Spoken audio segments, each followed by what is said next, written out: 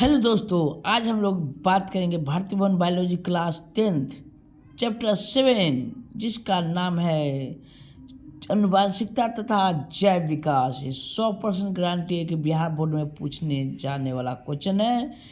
रुकिए रुकिए, इस क्वेश्चन को टोटल को देख के ही जाइएगा जिससे आपका भविष्य बन सकता है। इसे 100% गारंटी पूछा जाता है।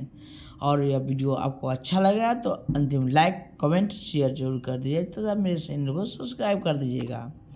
पहला क्वेश्चन है, विभिन्नता कितने प्रकार के होते हैं और कौन कौन थे। यानी क्या विभिन्नता 2 प्रकार के होते हैं। पहला जनिक विभिन्नता, दूसरा कायिक विभिन्नता। ये जनिक विभिन्नता होता क्या है? जनिक विभिन्नता क्या होता है? इसमें अपने जनकों से है ना, अपने संतानों में क्या होता है, उसके अपने संतानों में विभिन्नता, यानी अपने संतानों में जनकों के क्या होता है, कुछ गुण चले जाते हैं जिसे जनिक विभिन्नता कहलाता है। एक कायिक विभिन्नता क्या होता है? ऐसी विभिन्नता कई कारणों से हो सकता है कायिक विभिन्नता में, जैसे कि जलवायु का, वातावरण का प्रभाव, उपलब्ध भोजन के प्रकार, अन्य उपस्थिति जीवों के साथ परस्पर व्यवहार इत्यादि। ऐसी विभिन्नता क्रोमोसोम या जीन के गुणों के परिवर्तन के कारण था। ऐसी विभिन्नता को क्या कहा जाता है? ऐसी विभिन्नता को कायिक विभिन्नता कहा जाता है। क्या कहा जाता है? कायिक विभिन्नता कहा जाता है। ठीक है, तो इसका आंसर हो जाएगा कि विभिन्नता कितने प्रकार के होते हैं। कहना है कि 2 प्रकार के होते हैं, एक जनिक विभिन्नता और एक कायिक विभिन्नता। नेक्स्ट क्वेश्चन, अनुवांशिकता गुण किसे कहते हैं? अनुवांशिकता का गुण किसे कहते हैं? क्वेश्चन है 2 नंबर, अनुवांशिकता का गुण किसे कहते हैं? ठीक है, तो इसका क्या आंसर हो जाएगा? अनुवांशिकता का गुण किसे कहते हैं? तो याद रखिएगा कि इसका प्रत्येक जीव में बहुत से ऐसे गुण होते हैं जो पीढ़ी दर पीढ़ी माता पिता अर्थात अपने जनकों से उनके संतानों में संचित होते रहता है। ऐसे गुण को क्या कहा जाता है? ऐसे गुण जिसमें मौजूद होते हैं अनुवांशिकता गुण कहलाता है। यानी जो माता पिता में जो गुण होते हैं वह बच्चों में जाना, ट्रांसलेट होना अनुवांशिकता गुण कहलाता है। क्या कहलाता है? अनुवांशिकता गुण कहलाता है। ठीक है, नेक्स्ट क्वेश्चन है, इसका नेक्स्ट क्वेश्चन है कि यहाँ पर जेनेटिक्स किसे कहते हैं? जेनेटिक्स किसे कहते हैं? तो जेनेटिक्स किसे कहते हैं? तो याद रखिएगा इसका जेनेटिक्स का क्या हो जाएगा? इसका आंसर होगा तो कहिएगा अनुवांशिकता एवं विभिन्नता का अध्ययन जीव विज्ञान की एक विशेष शाखा है, अंतर्गत आता है। एक विशेष शाखा के अंतर्गत आता है। इसके एक विशेष शाखा के अंतर्गत आता है जो अनुवांशिकी या जेनेटिक्स कहलाता है। अनुवांशिक या जेनेटिक्स कहलाता है। फिर समझिए, अनुवांशिकता एवं विभिन्नता का अध्ययन जीव विज्ञान की एक विशेष शाखा के अंतर्गत होता है, उसे अनुवांशिकता या जेनेटिक्स कहलाता है। ओके, आप लोग समझ गए होंगे। अगला नेक्स्ट क्वेश्चन है 4था नंबर, जीनोटाइप किसे कहते हैं? जीनोटाइप किसे कहते हैं? तो याद रखिए यार, जीनोटाइप किसे कहते हैं? तो इसका क्या हो जाएगा? जीनोटाइप किसे कहते हैं? तो इसका आंसर क्या हो जाएगा? तो इसका याद रखिएगा कि किसी जीव की जीनी संरचना उस जीव को जीन रूप या जीनोटाइप कहलाता है। याद रखिएगा, एकदम हल्का सा 1 लाइन का क्वेश्चन है। किसी जीव की जीनी संरचना का जीव का जीन प्ररूप या जीनोटाइप कहलाता है। क्या कहलाता है? जीनोटाइप कहलाता है। ग्रेगर जॉन मेंडल का जन्म कब हुआ था? ग्रेगर जॉन मेंडल का जन्म कब हुआ था? तो याद रखिएगा, ग्रेगर जॉन मेंडल जो था उनका जन्म कब हुआ था? तो ग्रेगर जॉन मेंडल का जो जन्म हुआ था वह हुआ था 1882 ईस्वी में हुआ था। ग्रेगर जॉन मेंडल का जन्म कब हुआ था? 1882 ईस्वी में हुआ था। ठीक है। 1822 ईस्वी में हुआ था। कितना में हुआ था? 1822 ईस्वी में जन्म हुआ था। ग्रेगर जॉन मेंडल का जन्म कब हुआ था? 1822 ईस्वी में हुआ था। और उनकी मृत्यु 1884 ईस्वी में उनकी मृत्यु यानी देहांत हो गया था। किनका? मेंडल साहब के, ग्रेगर जॉन मेंडल साहब का। ठीक है। नेक्स्ट है कि ग्रेगर जॉन मेंडल की आनुवंशिकता का पिता क्यों कहा जाता है? ग्रेगर जॉन मेंडल को आनुवंशिकता का पिता क्यों कहा जाता है? तो इसका आंसर क्या हो जाएगा? इसका आंसर होगा इसका आंसर क्या हो जाएगा कि ग्रेगर जॉन मेंडल जो थे वो ऑस्ट्रेलिया देश के ब्रून नामक स्थान पर उनका ईसाइयों के एक मठ के पादरी थे। वह ईसाइयों के मठ में क्या थे? एक पादरी रहे थे। ठीक है। ग्रेगर जॉन मेंडल जो क्या थे? ईसाइयों के मठ में एक पादरी रहे थे। इन्होंने अपने वैज्ञानिक खोजों से आधुनिक अनुवांशिक की नींव डाली, इसलिए उन्हें आनुवंशिकता का पिता कहा गया। इसलिए उनको क्या कहा गया? आनुवंशिकता का पिता कहा गया। ठीक है। क्या कहा गया? आनुवंशिकता का पिता कहा गया। अगला है, ग्रेगर जॉन मेंडल ने किस पौधे का चयन किया था? आप लोगों को मालूम है ना ग्रेगर जॉन मेंडल का किस पौधे का चयन किया था? तो अपने बगीचे में सबसे कम समय में और अच्छे उत्पन्न बीज या फल देने वाला और निष्कर्ष निकालने वाला उसने देखा तो मटर का पौधा था। जो आप लोग अगर नहीं देखे तो बगल में फोटो है, देख लीजिए। यही है मटर का पौधा, है ना। इन्हीं का चयन किया था। ग्रेगर जॉन मेंडल ने मटर की ही पौधे का चयन किया। ठीक है। मेंडल ने ये पौधे क्यों चयन किया? तो वह उसके लिए क्या थे? चयन किए थे। तो किस पौधे का? तो मटर के। ग्रेगर जॉन मेंडल ने किस पौधे का चयन किए थे? तो मटर के पौधे ने। अगला नेक्स्ट क्वेश्चन है कि ग्रेगर जॉन मेंडल ने ही मटर के पौधे क्यों चुने थे? तो उनका कहना था कि ग्रेगर जॉन मेंडल ने अपने बगीचे में उगने वाले साधारण मटर के पौधे का चयन किया। मटर के पौधे के गुण स्पष्ट तथा विविध लक्षणों वाले होते हैं तथा लंबा पौधा था तथा बौना पौधा। क्या था? लंबा पौधा और बौना पौधा, गोलाकार बीज तथा युदार बीज, पीले रंग वाले बीज तथा हरे रंग वाले बीज इत्यादि होते थे। क्या होते थे? इसलिए ग्रेगर जॉन मेंडल ने मटर का ही पौधे को चुना था, चयन किया था। ठीक है। नेक्स्ट क्वेश्चन है 9 नंबर, जीन प्ररूपी अनुपात कितना होता है? जीन प्ररूपी अनुपात कितना होता है? तो याद रखिएगा, जीन प्ररूपी अनुपात जो होता है वह क्या होता है? तो याद रखिएगा, जीन प्ररूपी अनुपात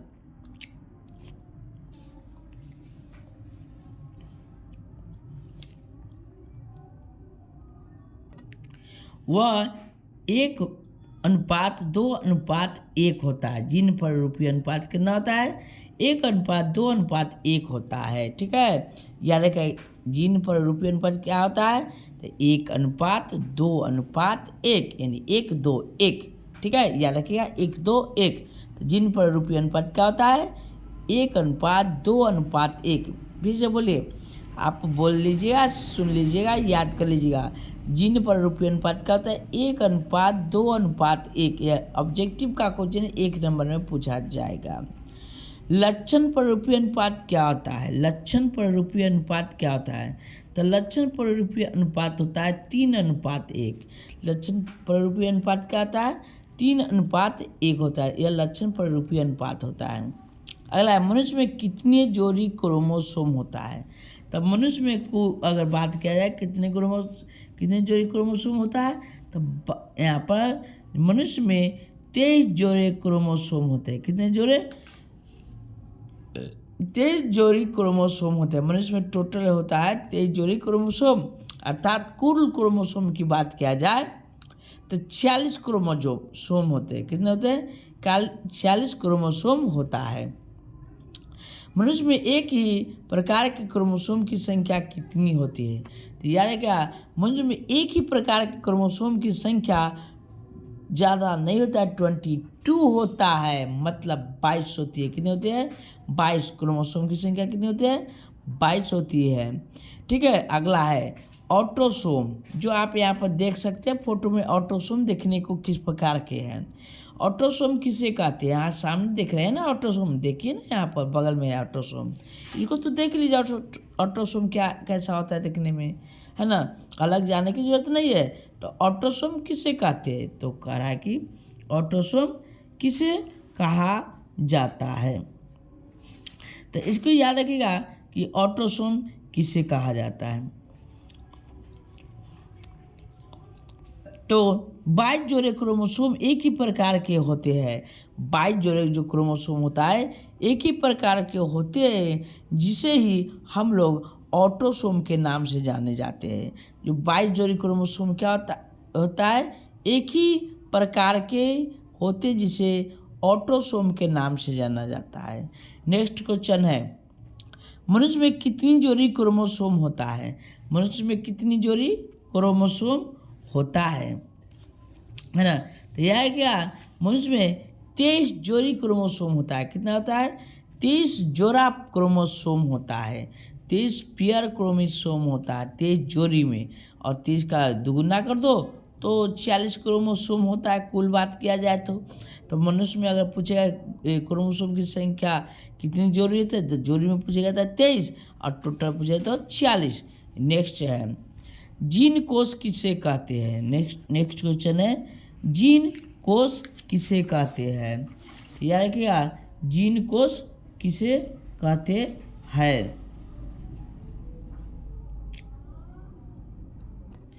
यह क्या, जीन कोष किसे कहते हैं? किसी भी प्रजाति विशेष के एक समष्टि या आबादी में स्थित समस्त जीन, उस आबादी को जीन कोष के नाम से जाना जाता है। क्या कहा जाता है?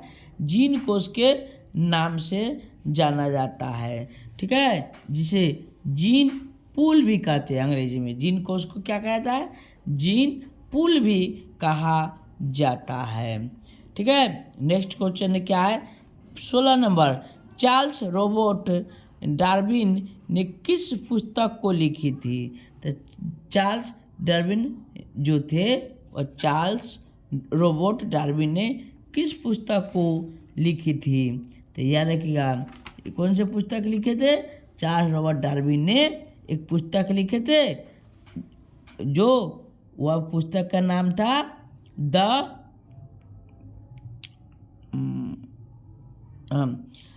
चार्ल्स रॉबर्ट डार्विन ने किस पुस्तक को लिखा था? तो उस पुस्तक का नाम था the origin of species. The origin of species. आपको मालूम होगा कि चार्ल्स रॉबर्ट डार्विन का भी जन्म में कितना हुआ था? जन्म अगर कोई पूछ देगा तो अलग से जान लीजिए। चार्ल्स रॉबर्ट का जन्म जो हुआ था 1809 में हुआ था, मतलब 1809 में हुआ था। और उनकी देहांत जो हो गया था 1882 में हुआ था। 1882 में अर्थात 1882 ईस्वी में हुआ था। ठीक है, उनकी मृत्यु और जन्म 1809 ईस्वी में हुआ था। ठीक है, तो याद रखिएगा जी कि उनका जन्म और मृत्यु तो पता चल गया चार्ल्स रॉबर्ट डार्विन का। नेक्स्ट है, चार्ल्स रॉबर्ट डार्विन का जन्म कब हुआ था? तो बता ही दिए कि 1809 ईस्वी को हुआ था यह उनका जन्म। और 17 नंबर का क्वेश्चन आप लोग देख लिए, असमजात अंग किसे कहते हैं? असमजात अंग किसे कहते हैं? तो वैसा अंग जो देखने में क्या हो? अलग हो, माने एक जैसा ना हो, है ना। जैसे में इसका आंसर हो जाएगा, समजात अंगों के विपरीत जंतुओं के कुछ अंग ऐसे होते हैं जो रचना और